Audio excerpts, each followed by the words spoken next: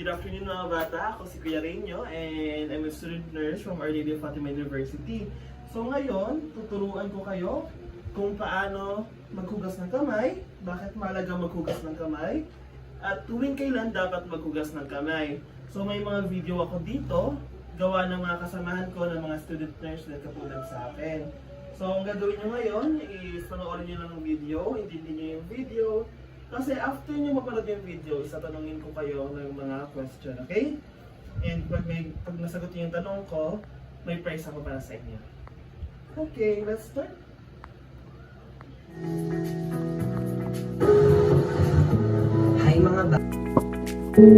Hi mga bata, ako nga pala si Lawrence Kendrick C. Bascon, isa sa mga magtuturo sa inyo kung paano ang tamang paghugas ng kamay. Hi mga bata!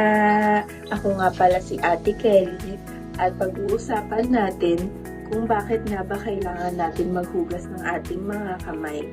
So ang tanong, bakit ba mahalaga na maghugas tayo ng kamay? Ang tamang paghugas ng kamay ay pinapanatiling malusog at ligtas ang ating sarili sa sakit, pati na rin ang ating mga pamilya. Lalo na kayong mga kabataan, madalas kayong nasa labas, naglalaro sa park, sa court, or kahit sa labas lang ng bahay. And sa paglalaro, hindi maiiwasan ng mga kabataan na humawak sa mga maduduming gamit, sa lupa, kung nasa loob man ng bahay, sa mga sulok-sulok ng bahay, na alam nating mayroong mga mikrobyo or madumi talaga. Kaya naman, andito kami para tulungan po kayo na mapanatiling malinis yung mga kamay natin at makaiwas sa sakit at sa iba pa. Eto, tingnan nyo. Diba parang wala, hindi nyo nakikita yung mga mikrobyo, bacteria, virus kasi maliliit sila. So, kailangan natin hugasan ng ating mga kamay upang mapanatili ang ating kalusugan. Ang mga kamay natin ay nagdadala at nagkakalat ng libo-libong mikrobyo, napakaraming mikrobyo. Hindi lang natin nakikita gamit ang mga mata natin, pero napakaraming mikrobyo ang nakukuha natin sa paghawak ng mga maduduming gamit. Ipapakita ko sa inyo ang mga halimbawa ng bacteria or mikrobyo na makukuha sa paghawak ng mga maduduming gamit. Magsimula tayo sa kolay. Nakita nyo, may mga buhok-buhok. Bilog siya, may mga patusok-tusok. Nakakatakot, di ba, kung pumasok siya sa katawan natin. Ito naman yung sunod na Shigella. Sunod naman is yung Salmonella.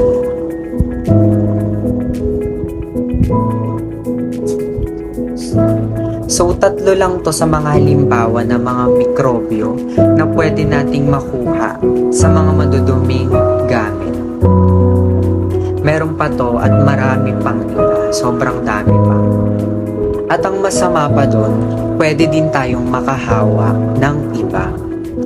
Kaya naman, tinuturo namin sa inyo, parang tinuturuan na namin kayo ngayon pa lang kung paano proteksyonan yung sarili nyo sa simpleng bagay. Kasi yung paghuhugas ng kamay, sobrang dali lang niya actually. Sobrang saglit lang niyang ginagawa. Pero napakalaking tulong yung nagagawa niya sa health natin, sa buhay natin, sa sarili natin. Isa pa sa pwedeng maging dahilan ng pagkalat ng mikrobyo is ang pagbahin at pag-ubo. Ayun, gaya nga ng sinabi ko kanina, ang masama is pwede kang makahawa ng ibang tao. Like pamilya mo, kaibigan mo, kalaro mo, pinsan mo, kapatid mo, pwede mo silang mahawa. Kaya kayong mga bata, tuturuan namin kayo kung paano yung tamang paghugas ng kamay para maiwasan yung mga gantong sitwasyon, para maiwasan yung sakit, at para magkaroon tayong lahat ng maayos na buhay at karamdaman. Sa simpleng paghugas ng kamay ay pwedeng magbigay ng malaking tulong upang mapangalagaan ang ating kalusugan. Ayun lang po, maraming salamat. Hello guys, ako nga pala si Christian, nursing student sa Our Lady of Fatima University. Hello guys, my name is Rainier P. Cruz. I'm a student nurse of Our Lady of Fatima. So Ngayon, pag-uusapan natin ang mga pwedeng makuwang sakit sa hindi tamang paghugas ng kamay o hindi paghugas ng kamay. Pero bago yun, may tatanong muna ako sa inyo. Gusto nyo bang makita ng crush nyo na madumi kamay nyo?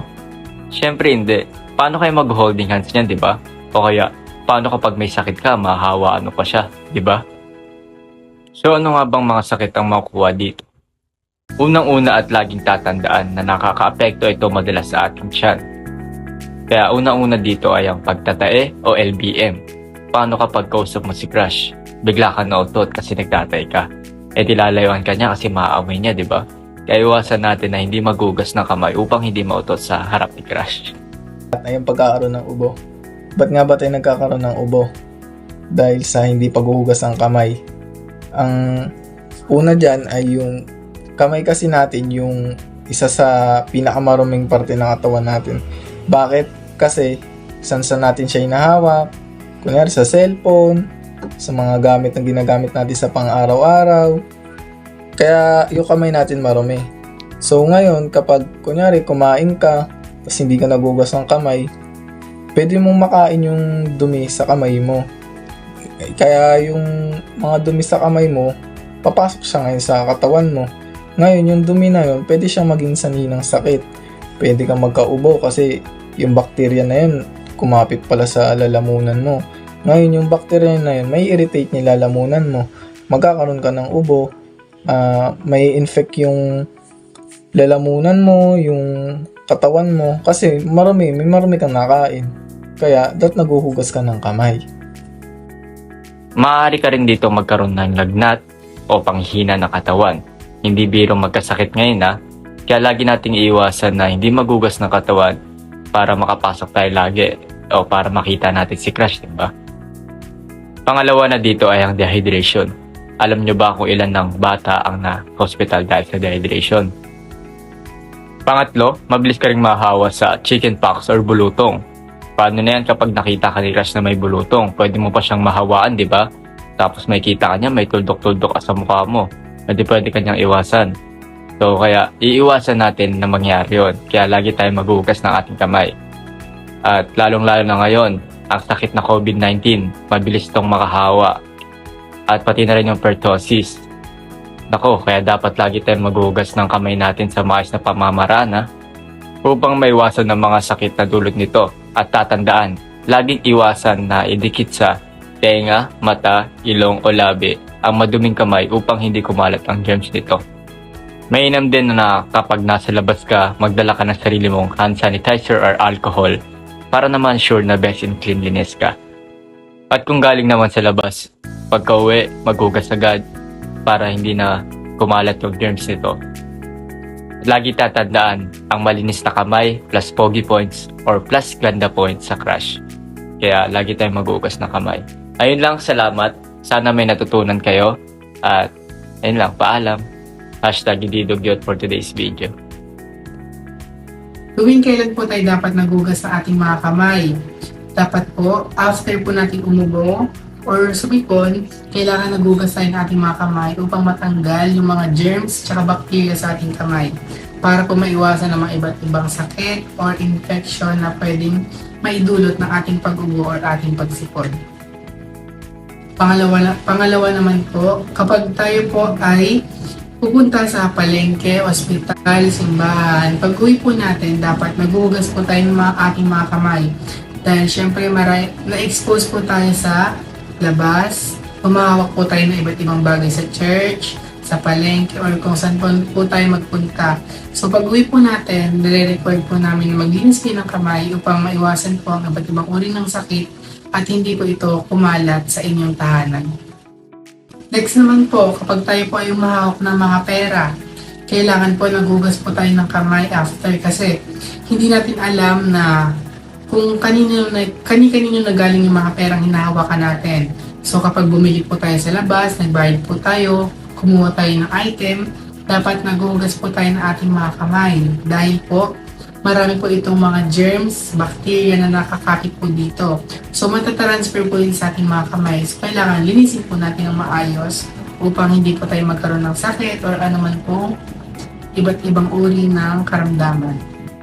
Isa pa po, kung tayo man ay may alagang aso, after po natin laruin or hawakan yung ating mga hayop na inaalagaan sa bahay, dapat maghugas po tayo ng ating mga kamay.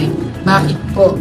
Dahil nakakatulong po ito upang maiwasan po natin ang iba't ibang uri ng sakit, kagaya na lamang po ng mga pag may sugat po tayo, lumawak po tayo sa aso natin, hindi po natin nahugasan yung sugat natin ng maayos, pwede po tayo magkaroon ng mga infection, maray pong iba't ibang uri ng infection na makukuha po natin ng sakit. So kailangan po laging panatiling malinis ang ating mga kamay upang makaiwas po tayo sa iba't ibang uri ng mga sakit. Isa pa po, after po natin kumain, tsaka bago po tayo kumain, dapat naghugas po tayo ng ating mga kamay. Kasi syempre, kumakain tayo ng mga masustansyang pagkain, tapos marumi yung kamay natin, pwedeng matransfer yung bacteria galing sa kamay papunta sa ating katawan. Syempre, lulunukin natin yung pagkain, andun yung virus. So, before tayo kumain, dapat malinis ang ating mga kamay. And pagtapos natin kumain, dapat malinis din para hindi natin makuha yung iba't ibang uri ng sakit at saka para maging ligtas tayo sa mga karamdaman na pwede natin makuha kapag hindi malinis ang ating mga kamay. Next naman is kapag nag-aalaga tayo ng taong may sakit. Ang example natin dito is yung mga kapatid natin or magulang natin. Siyempre kapag hinahawakan natin sila, for example, meron silang ubo. Pag may kapatid tayong nakakabata sa atin, tayo ang umahawak ng towel para pag umuubo sila, hindi kumalat. So, siyempre, bilang pag-iingat, kailangan natin maghugas ng kamay dahil possible na may bacteria o germs na kumapit sa ating kamay na kailangan natin alisin agad para hindi matransfer sa atin yung sakit na galing sa ating mga inaalagaan. So, lagi natin panatiling malinis sa ating mga kamay upang maging ligtas tayo sa anumang uri ng mga sakit. At panghuli, kapag nakikita natin marumi ang ating mga kamay, dapat naghugas tayo agad dahil ano bang pwedeng sakit ang makuha natin dito? Pwede tayong magkaroon ng lagnat, pwede tayong magkaroon ng ubo at sipon, pwede tayong magkaroon na, or pwede natin mapasa yung mga bacteria na meron sa kamay natin kapag hindi tayo agad naghugas. So, kailangan naghugas tayo lagi ng ating mga kamay upang hindi natin mapasa o hindi natin matransfer sa iba yung sakit na meron sa ating mga kamay. Kasi saan ba nagsisimula ang bacteria? Kapag tayo ay humahawak sa iba't ibang bagay. So kapag marumi na yung kamay natin, dapat lagi tayo naghuhugas upang hindi tayo magkaroon ng mga sakit kagaya ng lagnat, ubo, sipon, gano'n. So kailangan kapag marumi na siya, hugasan na natin siya ng sabon at babalawan natin siya ng tubig. So sana nakatulong ako sa inyo. Magandang umaga sa inyo lahat.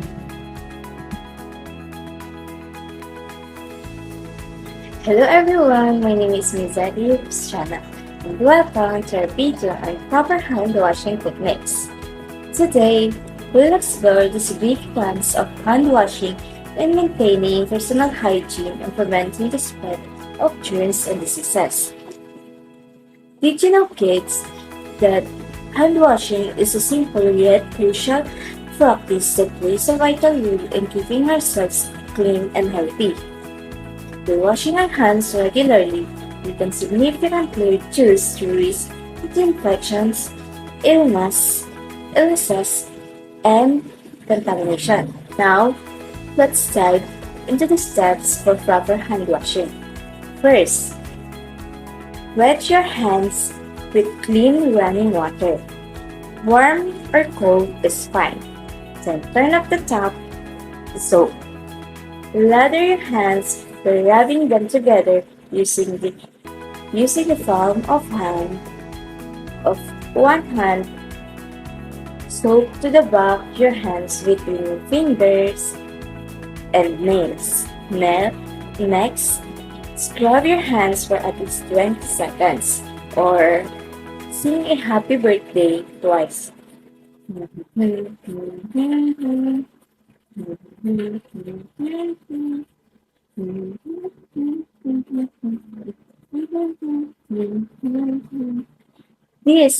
This ensures that you thoroughly clean all the surfaces. After that, rinse your hands well under clean running water and dry your hands completely using a clean towel, or if you have air dryer naman, you can use that.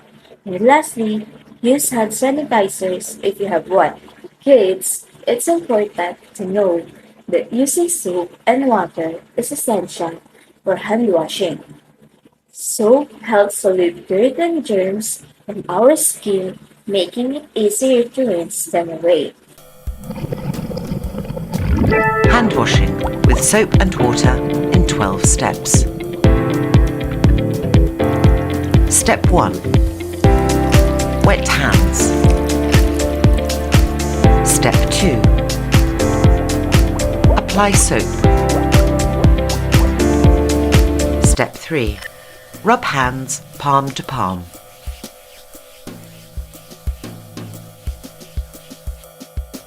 Step 4. Rub back of hands.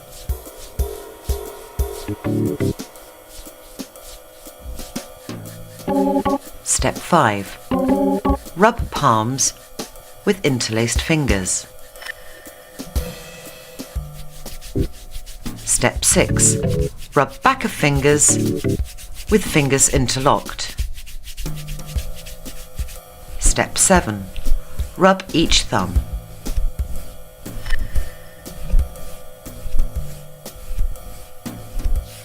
Step 8.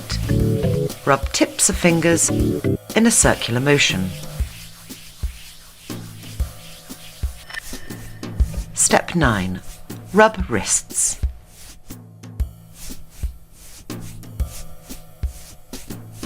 Step 10. Rinse hands.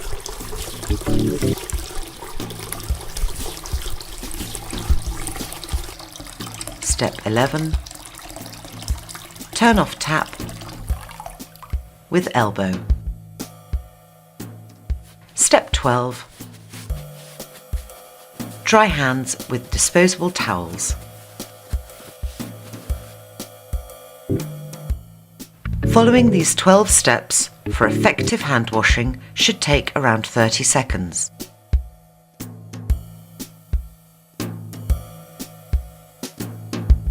So since tapos na yung video, yung gagawin natin ngayon is meron tayong palaro. So tinatawag siya na, anong tawag dun, Charlie? Germ tag. Germ tag. So mahati kayo into 2 groups. Bali yung laro ngayon is may germs na group tapos may hand washer na group. So mangyayari, kayong mga germs, hahabulin nyo sa hand washer, tapos once matouch nyo yung hand washer, magiging germs na din siya. So habulin nyo yung hindi pa germs.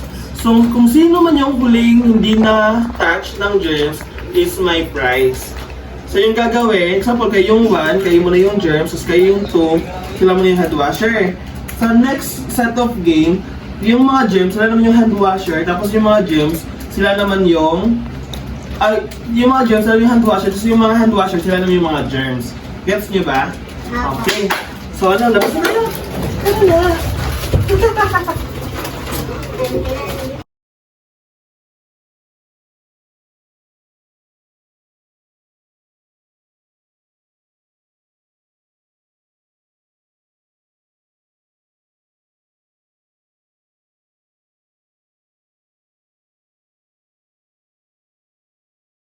Mga bata, kinig, makinig. Bilang kayo ng 1. Sabi mo 1. 1. 2. 1. Lahat ng 1 dito. Sino yung mga 1? Kayong tatlo 1, di ba? Dyan. Tapos kayo, ha? Wala kayo. Tapos kayo 2. Ang mangyayari ngayon, kayo muna yung germs. Mamaya kayo naman yung hand washer. So, dito kayo. Dito ka. Kuya, 2 ako. 1 ka. So, ang gagawin mo ngayon, Deb, habulin mo yung mga hand washer. Dito sila habulin, tapos i-touch mo sila para maging germs na sila. Once na-touch kayo, magiging germs na kayo. Tapos, sasama na kayo dito sa 2 para habulin yung hindi pa na-touch. Okay? Ready? 1, wait lang. Layo ka muna, Kim. Layo muna, Kim. Ready? 1, 2, 3, takbo! Ayun, germs na! May aso. Sinong last hindi na-touch? Ako. Sinong last na-touch? Okay. Siya yung may prize. Ito. Sino na? Ito pa yan. Ulit. Formaline ulit. Formaline. Sino yung 2 kanina? Ay 1? Dito yung 1. Sino yung 2? Kayong dalawa, di ba? Yung 2. Kayo naman yung hand washer. Sila naman yung gems. Kung sinong last matouch sa inyo, yun yung may prize. Wait lang ha? Wait lang. Ready? Layo muna kayo, baka mahuli kayo. 1, 2, 3, go! Ha? Sino manalo? Ito Marvin, ito yung prize mo. Yung huli na nahuli. Yung mananalo. So ngayon, sinsabusa tayo. Sige na, ready na tayo kasi tuturuan ko na kayo kung paano maghugas ng kamay talaga. Okay muna kayo. Sa akin ako. Sa post muna tayo. Diba guys, kanina napagdating mo paano maghugas ng kamay, tunuran ng pagkain. Yan, set. So ngayon, ipapakita ko sa inyo ulit para mas lalo nyo maintindihan. So while ginagawa ko, at least may tanong din ako sa inyo kung may pinili pa talaga. Anong una kong gawin pag hugas ng kamay? Magpapandaw. Ha? Magpapandaw. Yan. So, after magbandaw, magpuna. Pero di na tayo dito magpupuna sa, doon na tayo sa loob. Magbandaw. After magbandaw, magpuna. Pero di na tayo dito magpupuna sa, doon na tayo sa loob. Tapos na, ganun lang. At least at least, alam nyo kung paano maghugasan ng kamay. Okay, kayo naman. Isa-isa. Start with... Tingin mo na pag ganun, ha? Sige. Sige. Yung food mo, Kim. Yan.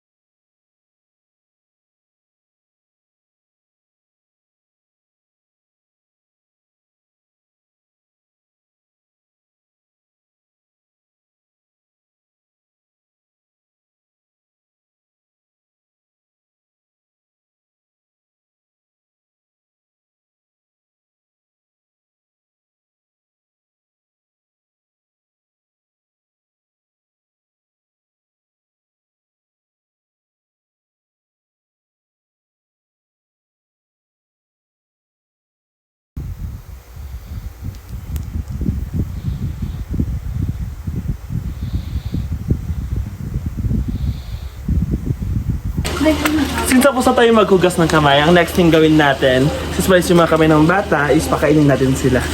Malinis yung kamay natin? Malinis? Ako. Sure? Ako. Eh! Alam. Ito. May food na prepare si Kuya sa inyo. Wait lang ha, ba? Oh, wait lang. Low battery ka pala. Na. Yan. Ito yung straw. Ang linaw ng cam mo. Ayan. Kumakain ba kayo ng sopas, mga bata? Ako. Ayun. Rin po. Tamang-tama kasi may pinipresip ko ng sopas sa inyo. Ayun. Wow! Ako na naglalagay. Bibigyan na yung sila eh. Guys, kain tayo. Sopas na. Wait na naman. Ito, baby.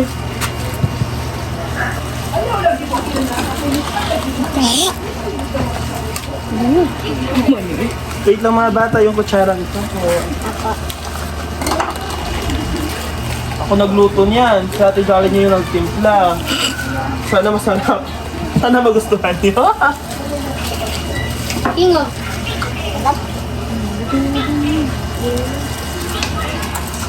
Ito na, Prince. Ano nga ulit yung gagawin bago kumain? Paguga. Nagugas na kayo, di ba? So mamaya, after yung kumain, Hugas ng kamay. Tama. Hinga ako sa Oo, sige, kain mo kayo mga bata. Tayo ka dun, Mart. Ipik ka. Anak, ako na ako sinulog.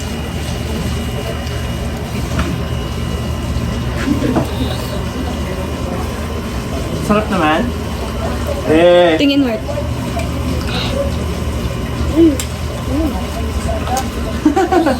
okay na tayo. Nakay mo ko yung gulay?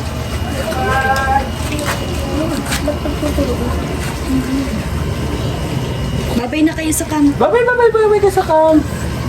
Bye-bye. Bye-bye.